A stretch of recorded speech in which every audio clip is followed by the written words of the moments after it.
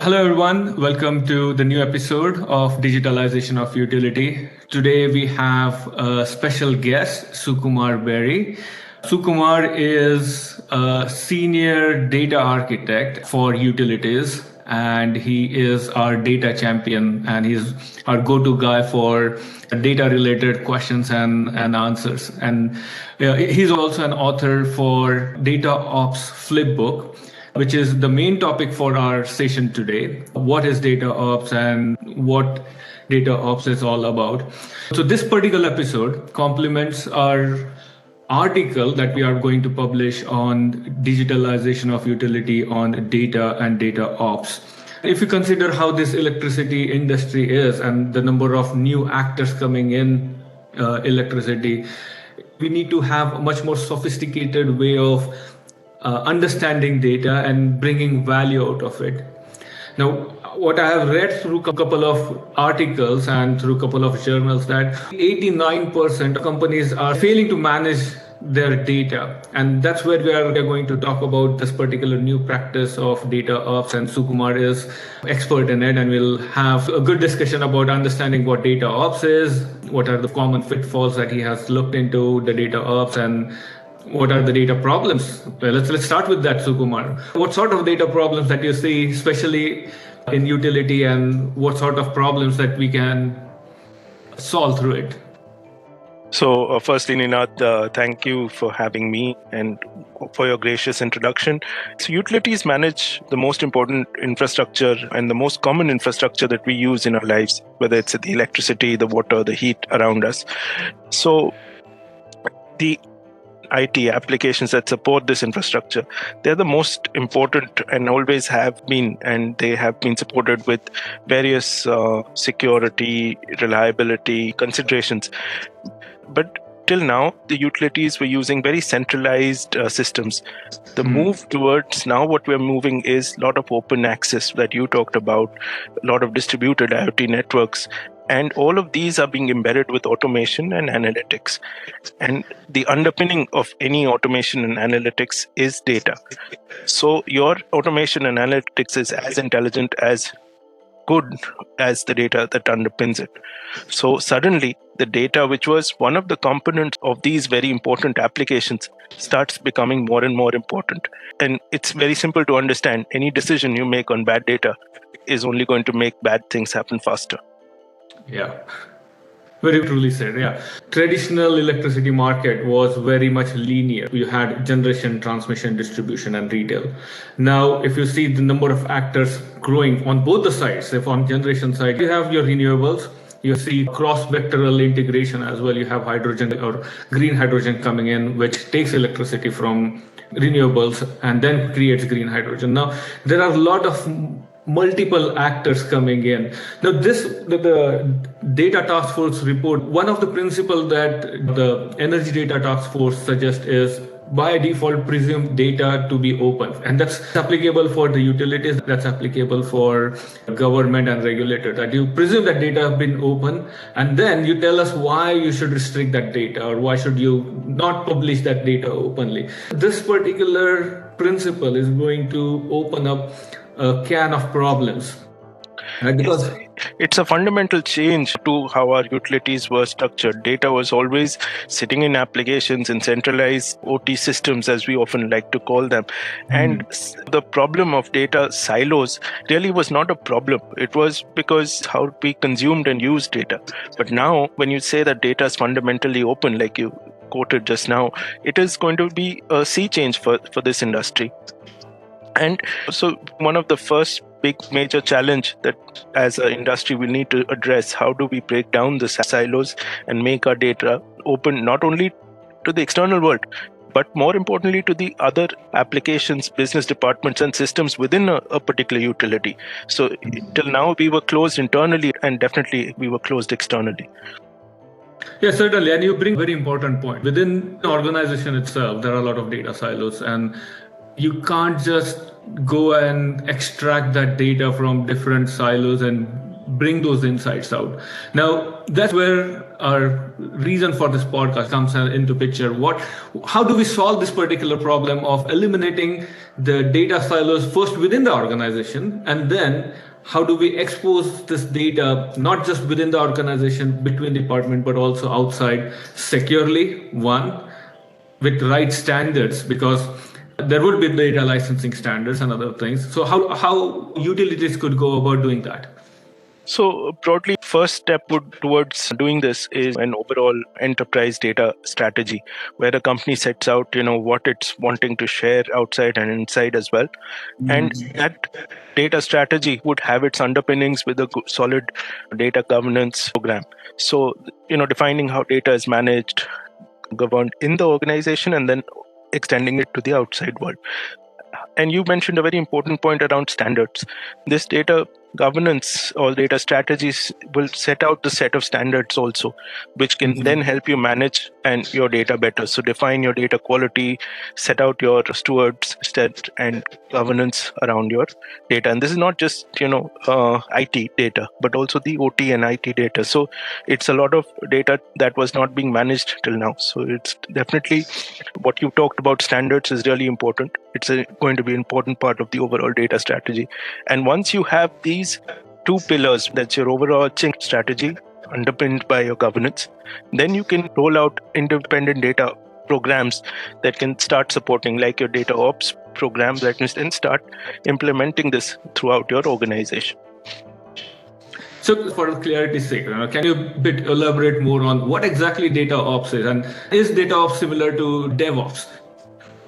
Well, DataOps is a combination of 3 or 4 principles, and DevOps is one piece that it has been inspired by, along with Agile and Lean. And it's basically a practice that focuses on communication, integration, and automation of data flow between the managers and the consumers of data in an organization. So if I reiterate, it's a data management practice that is trying to make sure that data is flowing between the source and target in a well communicated, well orchestrated manner.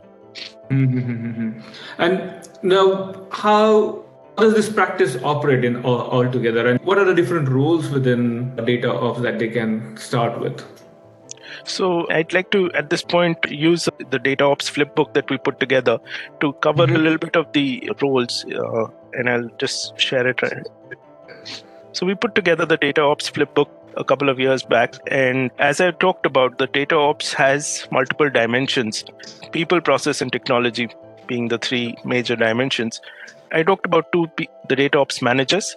These are people that manage your data across the enterprise. And then you have the consumers, so who are people who will be using the data. And in these, the principal roles in the managers would be people like your data engineers, data architects, and data ops engineers.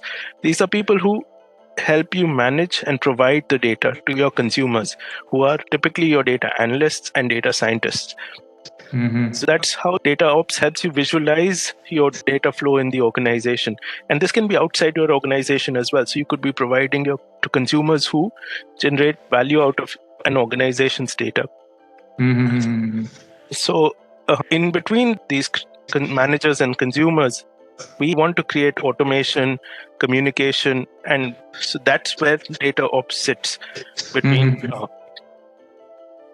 these 2 consumers and managers of data. The managers, okay. So you talked about 3 dimensions. It's very important if you scroll up there. Yeah. So there are 3 dimensions: people, process, and technology. And people and processes are where you actually extract the value. When consulting on a couple of forecasting projects, what I've seen is most of the data scientists spend majority of their time in getting the data prepared, and they have very less time to create the model and actually do that main modeling part. Most of their time goes into getting the data, cleaning the data, curating the data, and making the data right fit for their purpose. Now, this is where your data ops team will help you guide or reduce that particular time. Will that be a right assumption?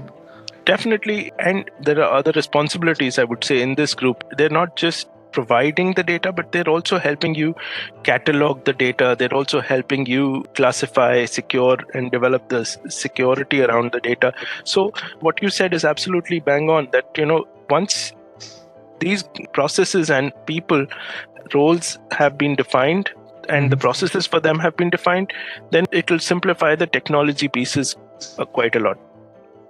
So where can utilities start, or what would be the starting point? So first step in the starting point of this DataOps cycle is, so there's a whole workflow, and let me scroll down to it. Now, this is a typical workflow for performing any processing of data. Now, you start with your design, you build your data engineering pipelines, you refine your data, you consume your data. Before you set out a data ops program, like I talked about earlier, your fundamentals start with establishing a strategy and governance. But in earlier days, we used to implement data governance in a very top-down manner. We would define the organization. But in today's, especially in utilities, one of the problems is that a lot of the generational evolution of data platforms has sort of not happened. For example, the enterprise data warehouses have been implemented, but they are at the IT level and don't include the OT data. So it's only half of an organization's data, or if much less than half.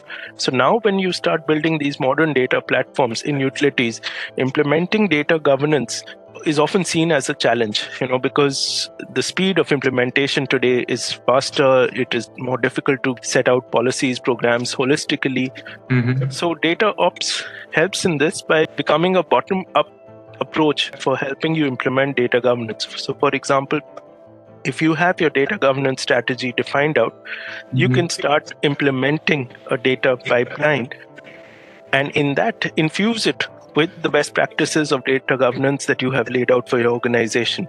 So you can start managing your data quality practices, your data cataloging.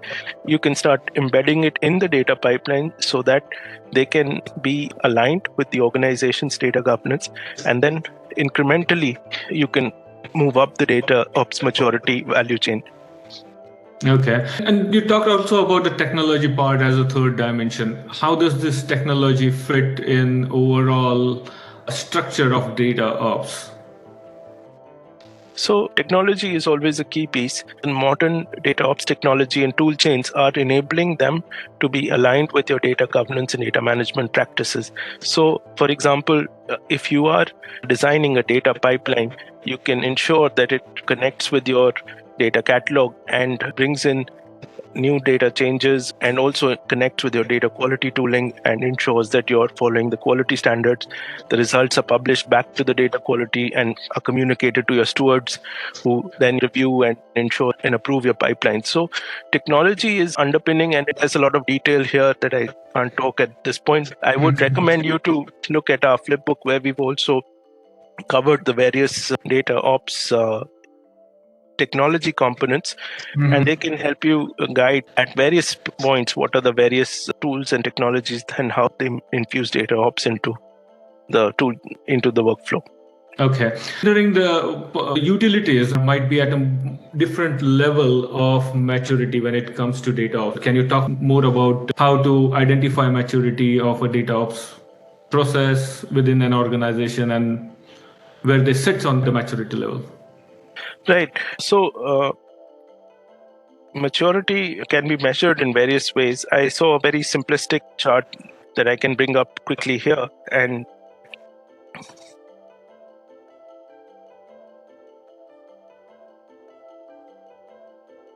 there is three different aspects of maturity. One is your data inventory, how well you're cataloging pieces. One is data governance, and the other is your data pipelines.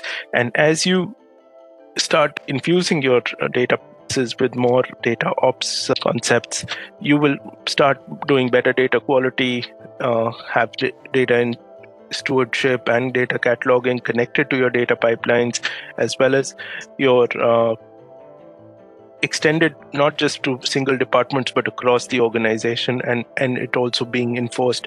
So you move from foundational levels through right up to advanced data ops, and as you move up the value chain, you will find that you will be becoming a more mature organization across the 9 principles of data governance. Okay. So, where do you see most of the organization fail when they are establishing their data ops practice? So, what I feel is that there are bits and pieces. There's some amount of data quality, there might be some amount of data cataloging. It's being done in bits and pieces and not being integrated with the larger data pipeline or data integration development. So, for example, it's not being done with DevOps, with data preparation in mind. So, once DataOps tries to bring in all these practices holistically, and we have also written a follow-on white paper where we tried to show how data ops can be built into the development of data pipelines, and that also can give you a good insight into how organizations can start, how they holistically can bring in all these components and be more complete rather than doing bits and pieces of data ops. Okay. And what I have also seen in my experience, DataLake project that are struggling these days, and the main problem that I see is on the data quality side. So we've seen data lakes in utilities. They are of all forms and shapes. Some of them just being raw dumps of data, some managing some of the data in the data lake, some just being used for analytics. And utilities and data lakes have a deeper relationship, and especially with the amount of structured and unstructured data, especially the amount of unstructured data that is going to now come in with drones, imaging, and audio data that we see in utilities today. So management of data in data lakes is going to be critical for the utilities, not so much in the other, maybe in more formalized sectors, but even there we are seeing this trend. But coming back to utilities, data lakes are going to need more data ops practices. And again, how you tag your unstructured data so that it becomes relevant. Because structured data at least can be understood in some ways, but unstructured videos and text and audio files, and it is going to gain the metadata around them, how you manage them in your lakes. So implementing right data ops from the beginning for this set of data will help you build better and more governed data lakes. Okay. So Sukumar, how do we measure the success of data ops practice? So data ops is a bottom-up approach for implementing broadly better data management and data governance practices. We already have multiple ways of measuring success or maturity of data governance, whether it's our IBM ways or whether it's industry, there are ways in the industry outside. So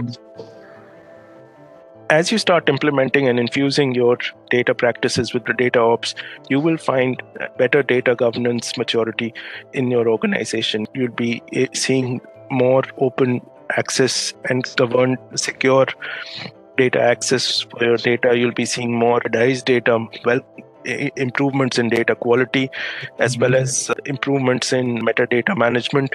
You'll see decreased effort in your data science and data projects, faster turnaround on projects. So there would definitely be an improvement in all your data practices as a result of a holistic data ops program. Okay. Yeah, that was really nice brief about what data ops is, what data ops practice is, how do we measure failures and how common pitfalls, and then different roles, workflows.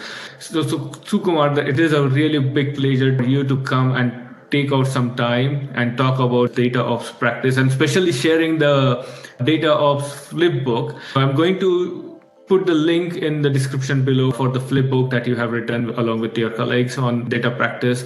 Feel free to go and read that. It gives a really good detailed explanation of different aspects of data ops, how to structure data ops, what are different roles, what are different flows within the data ops, and technologies that you can use. It's a nice read. And if you have any other questions, please feel free to reach out to us. Thanks, Tina. Thank you for having me.